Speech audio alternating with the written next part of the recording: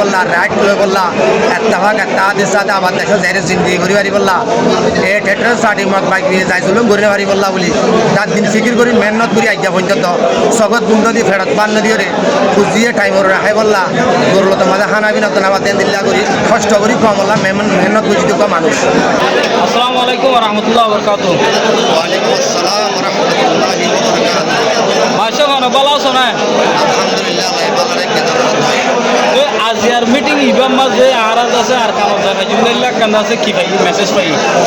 ইয়ানোর মতলে কোন কি কি কিছু বলতে শুন না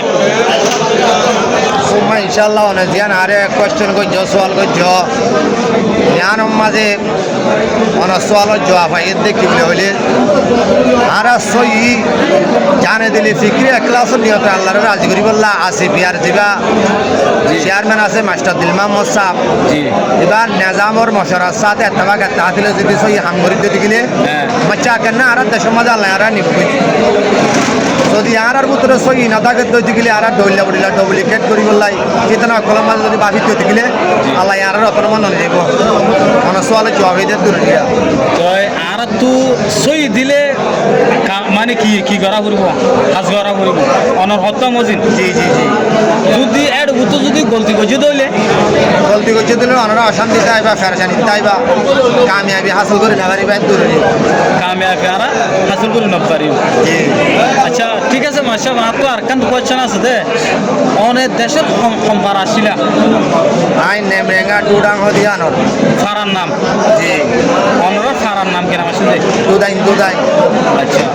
তো অবসর মধ্যে এটা আসছো সঞ্চালক অশেষ অবস্থা আসি দিয়েছে অবসর মধ্যে আসছো দেখি আচ্ছা আয় বাদ আমাদের দেশের আলহামদুলিল্লাহ ফিল লাগে দেশল্লাই রাত্রি সদর গুণ নদী ফেরত মাঝে পার নদী ওরে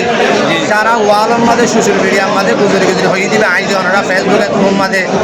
চিটকম মাঝে দিল্লা সারা চ্যানেলম মাঝে টিভির মাঝে আর দেখে দে সারা ওয়ালম মাঝে হাজার হাজার কোটি মানুষের ক্লাস ইয়ান সই ইয়ার পরে দেশ বিদেশে তো যেদিন ভিজিট আইয়ে টুরিস্ট আইয়ে দুনার আইয়ে এনজিও কল আইয়ে